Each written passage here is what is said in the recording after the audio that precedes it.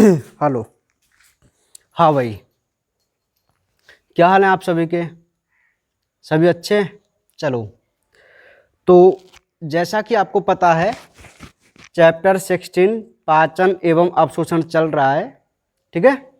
और हमारी जो बात चल रही थी वो भोजन के पाचन के बारे में चल रही थी। ठीक है, कि आखिर किस प्रकार आहार नाल में भोजन का डाइजेशन होता है।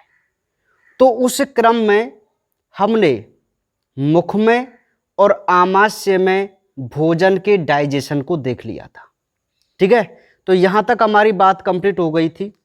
अब हम नेक्स्ट आगे की यदि बात करें तो नेक्स्ट हेडिंग आप लगाइए,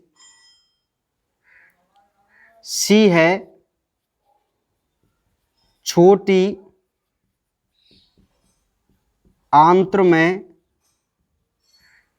पाचन। ठीक है, छोटी आंत्र में पाचन, हेडिंग लगाइए। यहां हमारा जो भोजन का पाचन है वो कंप्लीट हो जाएगा। ठीक है, छोटी आंत्र में, जैसा कि आप जानते ही हैं। चलिए, तो छोटी आंत्र में पाचन लगा लिया। इसमें भी आपको रोमन संख्या में नंबर 1 करके हेडिंग लगानी है,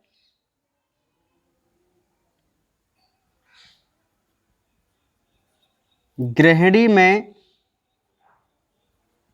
पाचन। ठीक है, गृहिणी में पाचन, क्योंकि मैं आपको बता दूं कि जो हमारी स्मॉल इंटेस्टाइन है उसके जो स्टार्टिंग के 2 भाग होते हैं ना, एक तो होता है गृहिणी और एक होता है इलियम।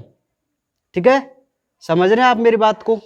तो उन भागों में ही जो हमारा भोजन है उसका डाइजेशन होता है। तो सबसे पहले हम देख रहे हैं कि आखिर किस प्रकार ड्यूडेनम में डाइजेशन होगा भोजन का। ठीक है, तो पहले हम इसकी थ्योरी लिखते हैं, फिर उसको एक बार समझने की कोशिश करेंगे। ठीक है, तो पहले आप थ्योरी लिखते चलो मेरे साथ साथ, है ना। देखिए,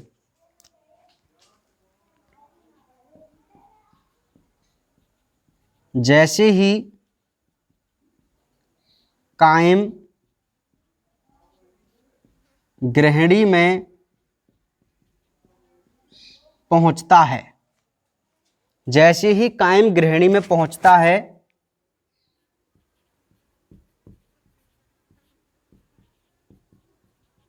इसकी भित्ति 3 हार्मोन स्रावित करती है। पहला है कोलेसिस्टोकाइनिन,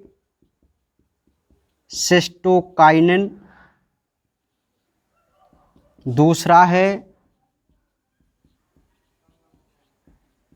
सिक्रेटिन, तीसरा है पैनक्रियोजाइमिन। पैनक्रियोजाइमिन। ठीक है, नेक्स्ट पॉइंट,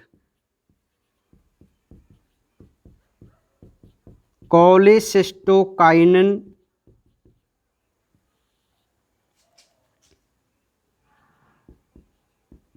हार्मोन पित्ताशय से पित्त रस का श्रावण करवाता है, जबकि शेष दोनों हार्मोन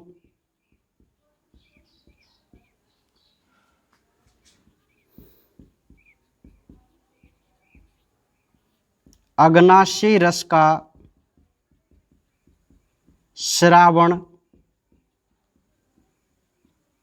करवाते हैं। ठीक है, एक बार हम कुछ थ्योरी लिख लें। जैसा कि आपको पता है, पहले हम थ्योरी लिखेंगे, उसके बाद हर पॉइंट को यहां समझने की कोशिश करेंगे। ठीक है, चलिए, तो हम थ्योरी लिखते हुए चले पहले ना। चलिए, यहां तक आपने नोट कर लिया होगा या करते जाइए। नेक्स्ट, यहां पर हमें एक हेडिंग लगानी है, विदाउट नंबर के वो है पितरस, जिसको कहते हैं वाइल जूस। पितरस यह है हरे व पीले रंग का क्षारीय तरल है, जिसका pH 7.8 से 8.6 होता है। ठीक है, नेक्स्ट पॉइंट। अब ये आप जानते ही हैं पित्ता से स्रावित होता है, ये लिखने की कोई जरूरत नहीं है ना।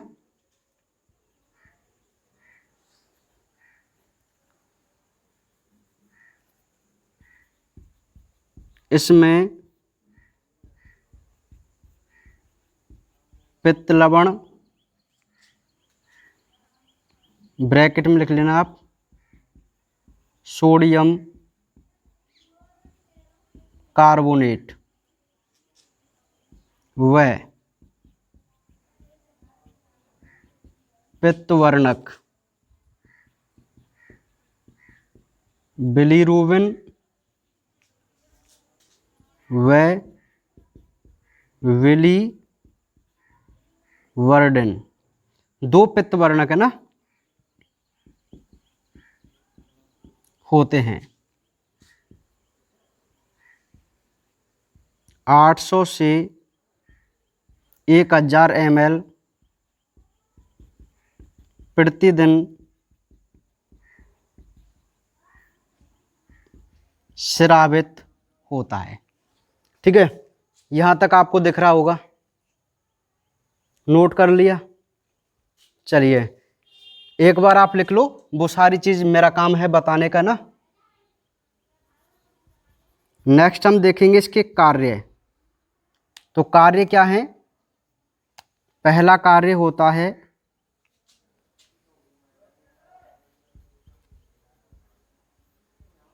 भोजन के माध्यम को क्षारीय बनाना। दूसरा काम है वसा का पायसीकरण करना। तीसरा काम है भोजन को उदासीन कर सड़ने से बचाना। चौथा है आरबीसी के विघटन से बने वर्णकों को उत्सर्जित करना। तो ये है हमारे बाइल जूस के कार्य। तो एक बार आप इन सभी पूरी थ्योरी को नोट कीजिए, फिर हम इसको पूरी बात को समझने की कोशिश करेंगे कि किस पॉइंट का क्या मतलब है। ठीक है, नोट कीजिए फटाफट सभी को।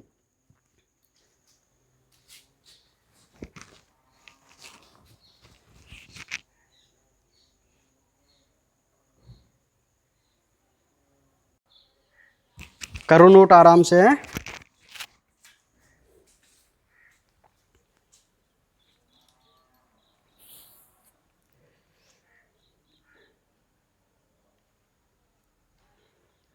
लिख लिया सभी ने? चलो ध्यान से समझो। देखो भाई, अब जो भोजन है जो जिसका आमाशय में पाचन हो चुका था, और आमाशय में जो पाचन हुआ था वो मुख्य रूप से किसका हुआ था भाई? प्रोटीन का। किसका? प्रोटीन का। वहां पे हमने क्या देखा? दो मुख्य एंजाइम देखे जिनको हम पेप्सिन और रेनिन बोल के चल रहे थे। उन्होंने भोजन को डाइजेस्ट किया। तो आमाशय में भोजन पचने के बाद क्या कहलाता है? काइम कहलाता है। क्या कहलाता है? काइम। क्लियर है? काइम ही तो कहते थे। अब वह कायम, अब जैसा कि आपको पता है कि आमाशय के जो पाइलोरिक भाग है तीसरा, उससे जुड़ा हुआ होता है छोटी आंत्र का पहला भाग, जिसको बोलते हैं ड्यूडेनम, बोलते हैं ड्यूडेनम। आप इसका इंग्लिश नाम याद रखना, मैं इसको पहले आपको बता चुका हूं, है ना। तो नेक्स्ट जो हेडिंग आती है वो आती है कि छोटी आंत्र में भोजन का पाचन किस प्रकार होता है। अब मैं आपको एक बात बता दूं कि इन चैप्टरों से आपके ईयरली एग्जाम में, वार्षिक पेपर में निबंधात्मक टाइप के क्वेश्चन आएंगे, ठीक है। तो वो जो निबंधात्मक टाइप के क्वेश्चन आएंगे ना, तो इन चैप्टरों से जरूर वहां पर आपको क्वेश्चन मिलेगा। तो आपसे वो क्वेश्चन पूछ सकता है टुकड़ों में, जैसे 2 नंबर का वो पूछ लिया उसने कि गृहिणी में भोजन के पाचन को समझाइए, तो केवल आपको वही चीज बतानी है जो आपसे पूछ रहा है, अर्थात ड्यूडेनम में डाइजेशन पूछ रहा है तो आपको गृहिणी में ही भोजन का पाचन बताना है, ठीक है। अब एक मेरी बात को ध्यान से समझो, देखो याद कीजिए आप उस बात को, जब हमने आपको एक बात बताई थी कि भाई एक होता है गॉल ब्लेडर जिसको हम बोलते हैं पित्ताशय, बोलते हैं पित्ताशय। पित्ताशय कहाँ होता है? यकृत के दाएं पिंड के नीचे होता था। और मैंने एक बात आपको बताई थी कि यकृत जो है वो तो पित्त रस का निर्माण करता है, लेकिन उस पित्त रस का स्टोरेज होता है गॉल ब्लेडर में, जिसको पित्ताशय बोल के चलते हैं, है ना। और एक होता है अग्नाशय, क्योंकि यदि आपको संरचना याद हो तो इस प्रकार देखो, ये गृहिणी थी, आप सभी को पता है, यहां पर अग्नाशय था, पता है सभी को, और यहां से वो सहपित्त वाहिनी वगैरह आ रही थी, वो ऐसे खुलती थी, है ना। और यहां ओडाई की अवरोधनी थी जो कहां ओपन होती थी? गृहिणी में। यही तो सिस्टम था। तो अब जो कायम है वो कहां पे आ चुका है भाई? वो गृहिणी में आ चुका है, ठीक है। तो अब हम यूं देख रहे हैं कि आखिर यहां भोजन का डाइजेशन किस प्रकार होगा। तो सबसे पहले आपको यह समझना होगा कि भाई जैसे ही कायम गृहिणी में पहुंचता है, जैसे ही कायम, क्योंकि आमाशय से भोजन डाइजेस्ट हुआ तो आप उसको कायम बोलेंगे। तो जो कायम है ना, जैसे ही गृहिणी में पहुंचता है तो गृहिणी की जो दीवार है, ड्यूडेनम की जो वॉल है, वो 3 प्रकार के हार्मोन स्रावित करती है। अब वो कौन कौन से हार्मोन है? पहला है कोलेसिस्टिकाइनिन, दूसरा है सिक्रेटिन, और तीसरा है पैनक्रियोजाइमिन, ठीक है। और सिक्रेटिन एक ऐसा एंजाइम है जिसकी सबसे पहले खोज की गई थी। बात समझना, ये नीट के पॉइंट ऑफ व्यू से बहुत इंपॉर्टेंट है। सिक्रेटिन एक ऐसा एंजाइम होता है जिसकी सबसे पहले खोज की गई थी, इस एंजाइम की, ठीक है। तो देखो, गृहिणी की जो दीवार है वो 3 प्रकार के हार्मोन रिलीज किए उसने, है ना। ये हार्मोन है सिक्रेटिन हार्मोन, सॉरी एंजाइम्स नहीं है ये कौन है? हार्मोन है ना। हाँ, हार्मोन और एंजाइम में अंतर होता है, ठीक है।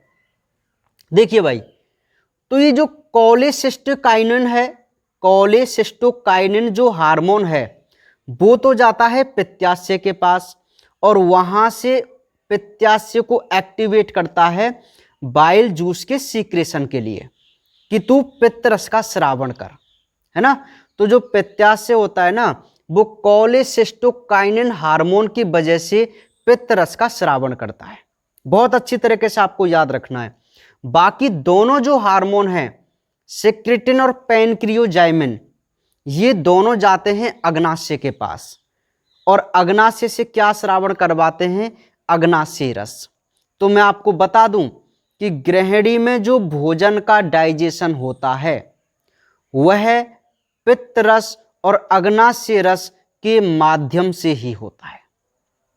यह बात आप क्लियर करो कि जो ड्यूडेनम में भोजन का डाइजेशन होगा वो 2 हार्मोन से होगा, 2 रसों से होगा, एक पित्त रस से और एक अग्नाशय रस से। अब ये पित्तरस और अग्नाशय रस किस प्रकार आए गृहिणी में, वो आपको ये कंसेप्ट क्लियर होना चाहिए इन 3 हार्मोनों वाला। तो कोलेसिस्टेकाइनिन पित्तरस, सेक्रेटिन और पैनक्रियोजाइमिन अग्नाशय रस का क्या करवाते हैं, स्रावण करवाते हैं। अब ध्यान से मेरी बात को समझो कि ये जो हार्मोन है उन्होंने अपना काम किया, तो पित्ताशय से क्या हुआ, यहां पर बाइल जूस आया, पित्तरस जिसको कहते हैं, और अग्नाशय से आएगा क्या, अग्नाशय रस। अब इनमें क्या होता है, इनमें क्या होता है, अर्थात अब ये किस प्रकार भोजन का डाइजेशन करेंगे वही तो हमें देखना है। ठीक है, तो सिंपल भाषा में मैं आपको बताऊं, अब हमारे ड्यूडेनम में 2 चीजें हैं, एक तो है पित्तरस और एक है अग्नाशय रस, यही है। तो अब हम देख रहे हैं सबसे पहले पित्तरस को, जिसको इंग्लिश में बाइल जूस बोला जाता है। ठीक है, तो देखते हैं ये क्या होता है। तो पित्तरस हरे और पीले रंग का एक क्षारीय तरल होता है, क्षारीय प्रकृति का होता है, जिसका पीएच 7.8 से 8.6 होता है। क्लियर है पहला पॉइंट। अभी हम यहां तक पित्तरस के बारे में थोड़ी सी जानकारी ले रहे हैं। ठीक है, तो यह हरे और पीले रंग का क्षारीय तरल है, जिसका पीएच कितना होता है, 7.8 से 8.6 होता है। दूसरी बात, इस पित्तरस में 2 मुख्य घटक होते हैं, एक तो पित्त लवण और एक पित्त वर्णक। ठीक है, तो जो सोडियम कार्बोनेट है वो इसका एक महत्वपूर्ण पित्त लवण है ना, और पित्त वर्णक ये बहुत इंपॉर्टेंट है। आरबीसी का आपने नाम सुना है, आरबीसी के पास एक प्रोटीन होती है हीमोग्लोबिन, होता है हीमोग्लोबिन। तो जब आरबीसी टूटती है ना, जब हीमोग्लोबिन टूटता है आरबीसी का, तो वह टूटकर 2 अपशिष्ट उत्पाद बनाता है, और वो अपशिष्ट उत्पाद हैं बिलीरुबिन और बिलीवर्डेन। बिलीरुबिन और बिलीवर्डेन ये जो होते हैं ना, इन्हें हम बोलते हैं पित्तवर्णक। अर्थात पित्त रस का जो कलर होता है, रंग जो होता है, वो इन्हीं वर्णकों की वजह से होता है। ठीक है, तो आप मोस्टली याद रखना, पित्त रस में 2 वर्णक होते हैं, वो कौन कौन से होते हैं, बिलीरुबिन और बिलीवर्डेन होते हैं। ये वेरी वेरी इंपॉर्टेंट है। ठीक है, और नेक्स्ट बात, पर डे 800 से 1000 ml पित्तरस का क्या होता है, स्रावण होता है। पर डे 800 से 1000 ml बाइल जूस हमारी बॉडी के अंदर रिलीज होता है। ठीक है, तो ये थी कुछ बेसिक बातें पित्तरस के बारे में। आपको बताओ यहां तक क्या दिक्कत है। देखो कैसे भाई, पित्तरस हल्के पीले रंग का क्षारीय तरल है, पीएच 7.8 से 8.6 होता है। ठीक है, इसमें पित्त लवण और पित्त वर्णक होते हैं। पित्त वर्णक बिलीरुबिन और बिलीवर्डेन होते हैं। नेक्स्ट, इसका स्रावण कितना होता है, 800 से 1000 ml। अब इसके बाद बात आती है इसके कार्य की, कि आखिर जो पित्त रस है वो क्या काम करता है हमारी बॉडी के अंदर। तो देखिए, एक आपको बात याद होनी चाहिए कि आमाशय में आपके भोजन में क्या मिला था, बताओ क्या मिला था। अरे भाई HCl, और HCl ने क्या कर दिया, आपके भोजन को अम्लीय माध्यम का कर दिया। ठीक है, और एक बात मेरी समझो, कोई भी चीज जब सड़ती है या खराब होती है तो उसका पीएच हमेशा कम होता है। अर्थात मैं ये कहूं कि वो ज्यादा अम्लीय प्रवृत्ति की हो जाती है। देखो, कोई भी चीज सड़ती है, खराब होती है ना, वो हमेशा आपको स्वाद में खट्टी लगेगी, लगती है ना खट्टी। दूध को आप देखो, खराब होगा तो कड़वा थोड़ी लगेगा, कैसा लगेगा आपको, खट्टा लगेगा। तो मतलब क्या हुआ कि उसका एसिडिक जो पीएच है वो ज्यादा बढ़ गया, अम्लीयता ज्यादा बढ़ गई। ठीक है, तो यहां भोजन भी हमारा कैसा है, आमाशय में अम्लीय है, लेकिन यदि वो गृहिणी में आया तो अम्लीय है, तो उसके खराब होने के ज्यादा चांसेज हैं, है ना। लेकिन जो पित्त रस है ना, वो कैसा है, एक प्रकार का क्षारीय तरल है। तो जैसे ही पित्त रस उस भोजन में मिलता है, वह भोजन कैसा हो जाता है, क्षारीय हो जाता है। ठीक है, और इसी वजह से ये उसको सड़ने से बचाता है। ये दो कार्य एक जैसे हैं, समझ जाएंगे ना आप कि यह भोजन के माध्यम को क्षारीय बनाता है, जिस वजह से यह भोजन को सड़ने से बचाता है।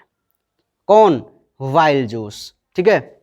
दूसरी बात, बहुत इंपॉर्टेंट इसका कार्य है, मैं आपको बता दूं, इस पॉइंट को आप नोट में मैं लिखाऊंगा अभी।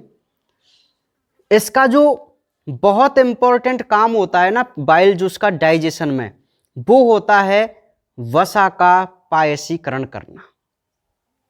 अब क्या होता है पायसीकरण, मैं अभी आपको नोट में लिखाऊंगा। ठीक है, समझ रहे हैं। और दूसरा का नेक्स्ट काम कि आरबीसी के विघटन से जो वर्णक बने हैं, उन वर्णकों का क्या करता है, ये उत्सर्जन करता है। कौन? Bile juice.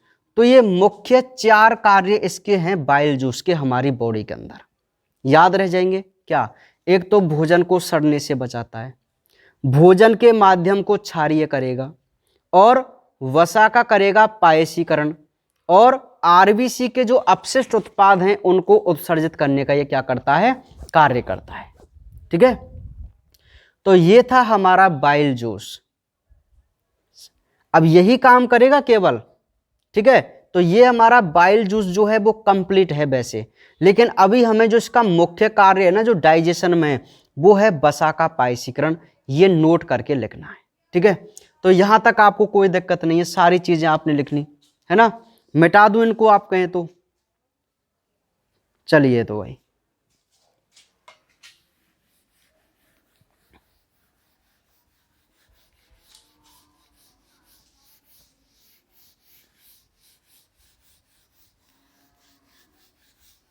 नोट लगाओ।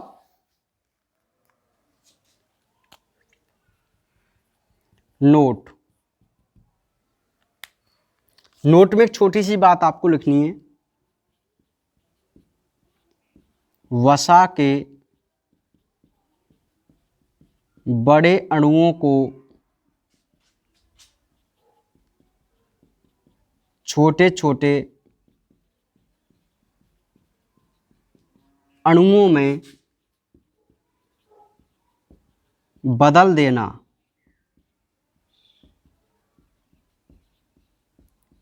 पायसीकरण ब्रैकेट में इमल्सिफिकेशन कहलाता है। ठीक है, ये डेफिनेशन है पायसीकरण की, इमल्सिफिकेशन की। पहले आप इस डेफिनेशन को नोट कीजिए कि इमल्सिफिकेशन क्या है। लिख ली डेफिनेशन, तो पता चल गया क्या है। तो जैसा कि मैं आपको बता दूं, आपको भी पता होना चाहिए कि भोजन की जो वसा है उस पर अभी तक किसी ने कोई कार्य नहीं किया है। छोटी आंच के पहले मुख में वसा का कोई डाइजेशन नहीं हुआ, वह कार्बोहाइड्रेट का हुआ था। आमाशय में वसा का कोई डाइजेशन नहीं हुआ, वहां केवल दुग्ध की वसा का डाइजेशन और प्रोटीन का पाचन हुआ था ना। तो वसा क्या ऐसे ही रहेगी? समझ रहे मेरी बात को? तो जो वसा का पाचन है ना, वो छोटी आंत्र में ग्रहणी से ही स्टार्ट होता है। ठीक है, और मैं आपको बता दूं कि ये जो पित्त रस है, इसमें किसी भी प्रकार के पाचक एंजाइम नहीं होते। ठीक है, पित्त रस जो होता है उसमें किसी भी प्रकार का कोई भी पाचक एंजाइम नहीं होता, लेकिन फिर भी ये भोजन का डाइजेशन करने में मदद करता है। कैसे करता है? मुख्य कार्य इसका यही होता है कि ये भोजन की जो वसा होती है ना, वो अभी अपने जटिल रूप में है, भोजन की वसा। तो ये उस जटिल रूप को, उसके पृष्ठ तनाव को कम करके, मैं आपको बता दूं कि जो वसा के अणु होते हैं ये क्या करते हैं, जो पित्त रस होता है वो क्या करता है, वसा के अणुओं के सरफेस टेंशन को, पृष्ठ तनाव को अब जो पृष्ठ तनाव शब्द है ना, उसको फिजिक्स वाले, केमिस्ट्री वाले आपको बढ़िया तरीका से एक्सप्लेन करेंगे। हमें बायोलॉजी में नहीं पढ़ना है पृष्ठ तनाव क्या होता है, ठीक है, समझ रहे। तो ये पित्तरस जो है वो हमारे भोजन की वसा के पृष्ठ तनाव को कम करके, जैसे मान लीजिए जो वसा है वो अपने जटिल रूप में है, ठीक है, तो जब इसका सरफेस टेंशन कम होता है ना पित्तरस की वजह से, तो ये वसा का अणु टूट जाता है और बहुत छोटे छोटे अणुओं में बदल जाता है, ठीक है। तो बस इसी घटना को हम क्या बोलते हैं, इमल्सिफिकेशन बोलते हैं, यानी कि पायसीकरण बोलते हैं। अब कोई भी एंजाइम, मोस्टली लाइपेज, क्योंकि वसा का डाइजेशन करने वाला जो एंजाइम है वो हमारी बॉडी में एकमात्र लाइपेज एंजाइम ही होता है जो वसा का डाइजेशन करता है, और कोई एंजाइम नहीं होता। तो अब ये जो पायसीकृत वसा है, आप इस वसा को क्या बोलेंगे, पायसीकृत वसा, क्योंकि ये सरल अणुओं में बदल गया है यहां से। तो इस पायसीकृत वसा पर ही हमारा कोई एंजाइम एक्ट कर सकता है, ठीक है। तो ये काम होता है पित्तरस का मोस्ट हमारे भोजन के डाइजेशन में। समझ में आ गई बात। तो पित्तरस जो है वो क्या भूमिका निभाता है, मोस्टली वसा के डाइजेशन में मदद करता है। कैसे करता है, वो वसा का इमल्सिफिकेशन कर देता है, उसका पायसीकरण कर देता है। क्लियर है बात, कोई दिक्कत पित्तरस में, ठीक है, समझ में आ गया आपको। तो ये था भाई हमारा बाइल जूस, ठीक है। नोट कीजिए इस लाइन को बढ़िया तरीका से, आराम से, ठीक है। चलिए तो नेक्स्ट अब जो हम बात करने वाले हैं, तो ये तो हमारा हुआ बाइल जूस कंप्लीट, पित्तरस, ठीक है। डाइजेशन जो है वो कहाँ चल रहा है अभी, ड्यूडेनम में, ग्रहणी में, ठीक है।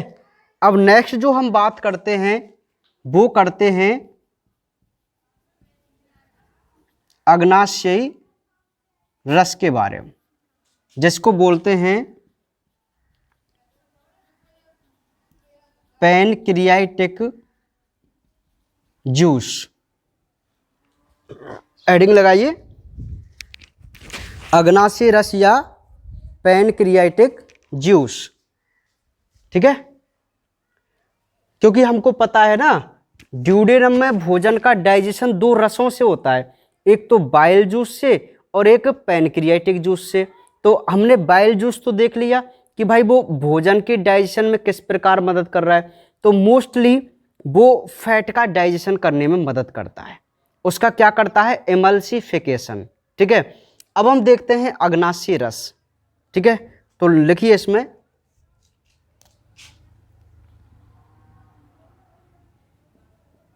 इसका pH 7.0 से 8.0 होता है। यह प्रतिदिन लीटर स्रावित होता है। इसमें कुछ निष्क्रिय एंजाइम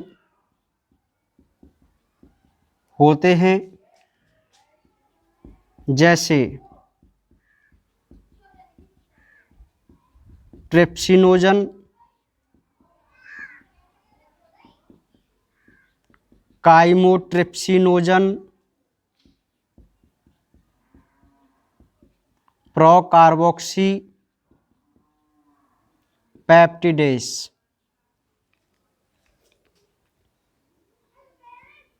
इनके अलावा इसमें एंटेरोकाइनेज, एमिलेस, लाइपेस व न्यूक्लिएज एंजाइम होते हैं। तो ये जो है ना मैंने लिखे हैं, ये अग्नाशय रस में पाए जाने वाले जो एंजाइम हैं वो लिखे हैं। ठीक है, मैं आपको पहले ही बता दूं, मैं कोई भी चीज आपके लिए नहीं छोड़ रहा हूं, है ना। जितना भी कंटेंट है ना हर बड़ी बड़ी बुक में, वो मैं आपको प्रोवाइड करा रहा हूं। समझ रहे हैं मेरी बात को? हर चीज मतलब जैसे इसमें कौन से निष्क्रिय एंजाइम हैं वो हमें याद रखना है, कौन से इसमें ऑलरेडी सक्रिय हैं वो मैंने अलग से लिखे हैं। ठीक है, तो पहले हमें एंजाइम भी तो पता होना चाहिए ना कि हमारे अग्नाशय रस में कौन कौन से एंजाइम होंगे, फिर हम देखेंगे ये कैसे काम करेंगे। मतलब यदि आप मन लगा के पढ़ें और ट्रस्ट करके पढ़ें तो आपको हर चीज यहां पर अवेलेबल है। समझ रहे हैं मेरी बात को ना? कोई भी चीज मैं नहीं छोड़ूंगा जो आपके एग्जाम में आएगी। ठीक है भाई, हर चीज को हम यहां पे लेके चलेंगे। ठीक है, हाँ, लेकिन आप भी साथ में थोड़ी मेहनत किया करो ना, बहुत अच्छा लगता है। टीचर और स्टूडेंट का जब कॉम्बिनेशन होता है ना, तभी स्टडी में बहुत ज़्यादा इंटरेस्ट आता है। ठीक है, हाँ, चलिए, तो यहाँ तक आपने नोट कर लिया, बिल्कुल इसी प्रकार जैसे मैंने लिखा है ना। आप बिल्कुल एरो लगा के लिखा करो अपनी कॉपी में, सुंदर से नोट्स होने चाहिए, है ना। जब भी स्कूल खुलेंगे तो मैं चेक करूँगा कौन कौन से बच्चे ऑनलाइन पढ़े थे और उन्होंने क्या क्या नोट किया है। आप ऐसे ही मत करो कि सर ऐसे ही पढ़ा रहे हैं, है ना। आप अभी से मेहनत किया करो ना, आपके काम आएंगी ये बातें, आगे आपको नहीं लिखना पड़ेगा। ठीक है, हाँ, नोट कर लिया। चलिए अब नेक्स्ट पॉइंट,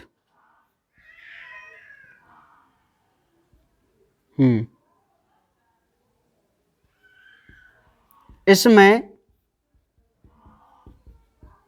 एंटेरोकाइनेज, ये मोस्ट वन एंजाइम है एंटेरोकाइनेज, इसको अंडरलाइन आप करना।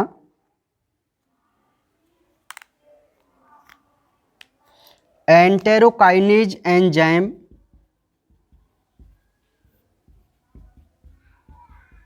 निष्क्रिय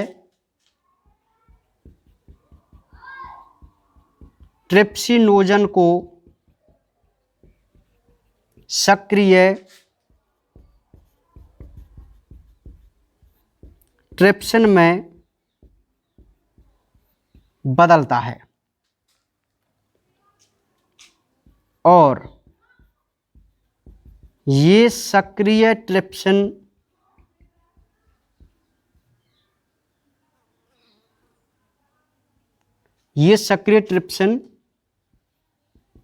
बाकी निष्क्रिय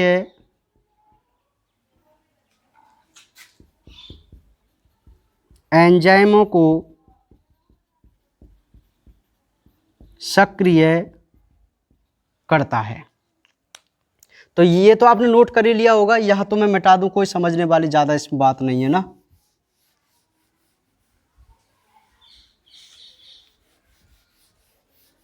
अब हमें समीकरण यहां पे कुछ लिखने हैं और वो है ट्रिप्सिनोजन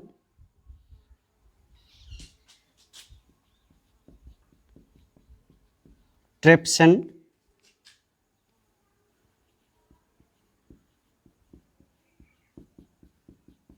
काइमोट्रिप्सिनोजन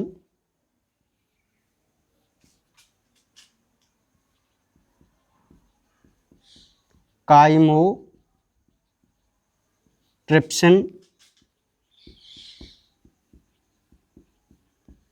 प्रोकार्बोक्सी पेप्टिडेस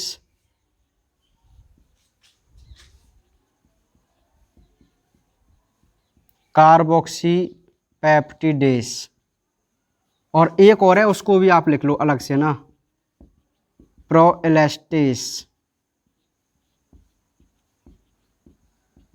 एलास्टेस। तो देखो ट्रिप्सिनोजन को करता है एंटेरोकाइनेज, ठीक है, और ये जो सक्रिय ट्रिप्सिन है ना, वो बाकी के जो 3 निष्क्रिय एंजाइम हैं इनको करेगा सक्रिय। एक बार नोट कीजिए आप इसको, बिल्कुल इसी प्रकार नोट कीजिए, फिर मैं आप उसको समझाता हूं कि क्या है इसका मतलब।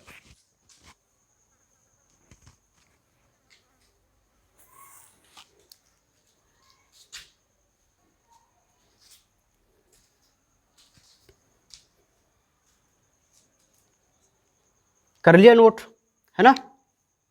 ये सारी चीजें कर ली। चलो देखिए, ध्यानपूर्वक समझो। अब हम ये देखना चाह रहे हैं कि जो अग्नाशय रस है वो भोजन का पाचन किस प्रकार करता है, यही तो हम देख रहे हैं। ठीक है, तो हमने सबसे पहले क्या देखा कि जो अग्नाशय रस में अग्नाशय रस जो होता है उसमें निम्न प्रकार के एंजाइम होते हैं। उनमें कुछ ऐसे एंजाइम होते हैं जो निष्क्रिय अवस्था में होते हैं। तो मैंने आपको बताया था बायोलॉजी के यदि किसी शब्द में बाद में नोजन लगा हुआ हो या स्टार्टिंग में प्रो लगा हुआ हो तो वह उसके निष्क्रिय रूप होते हैं, और यदि आप इसको सक्रिय में बदलें तो ओजन हटाओ और प्रो हटाओ। ठीक है, यही था। अब ध्यान से देखिए, सर्वप्रथम हमारे अग्नाशय रस में एक मुख्य एंजाइम होता है ट्रिप्सिनोजन। अब नोजन है तो ये कैसे रूप में है? निष्क्रिय रूप में। ठीक है, तो यहां आप नीचे लिख भी सकते हैं कि ये सभी हैं निष्क्रिय इधर वाले और ये सभी हैं सक्रिय। ठीक है, तो देखो ट्रिप्सिनोजन को ग्रहणी में एक एंजाइम होता है जिसको एंटेरोकाइनेज कहते हैं, ये आपको याद रखना है। एंटेरोकाइनेज एक ऐसा एंजाइम है जो निष्क्रिय ट्रिप्सिनोजन को ट्रिप्सिन में बदल देता है। ठीक है, अब ये ट्रिप्सिन क्या है? सक्रिय रूप।